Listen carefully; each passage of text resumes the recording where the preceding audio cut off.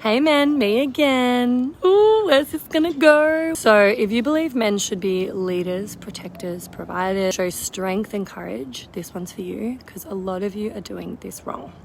I'll give you some tips informed by what real women want from men. We need your help changing the culture so that it's more socially acceptable and normal to call out derogatory or sexist comments than it is to make the comment. People will routinely say, "Ugh, it's just not worth it," instead of interrupting sexism, because it's less socially acceptable to pull someone up on something that they've said and more normalized to just turn a blind eye and not make a fuss. How cooked is that? So when you're around locker room banter that's disrespectful to women, when you witness homophobic slurs, ableism, racism, when you notice a man treating a woman in a way that makes her feel uncomfortable, pressured, or belittled, do something. Do something. We've all had times where we've realized too late or not known what to do in the moment and experienced bystander freeze. This is normal and very understandable given the culture that we live in.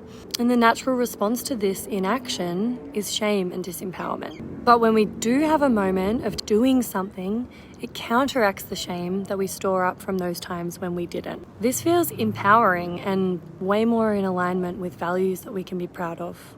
And because it is so uncomfortable and unexpected for men to call out sexism like this in everyday way, not many men are actually doing it.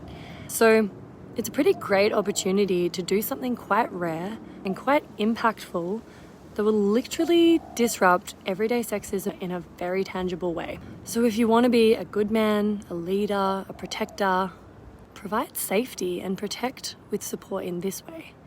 That's actually what we want and what would actually show leadership. Plus, not only will you be planting seeds and interrupting sexism among other men, which is a benefit that outweighs the discomfort and inconvenience of doing it, but you'll also be benefiting the women who are witnessing you doing that, benefiting any people in the environment who see you disrupt the status quo and set a new standard, benefiting other men around who may not feel empowered to speak up for their values themselves and haven't built the courage to break out of the passive bystander role.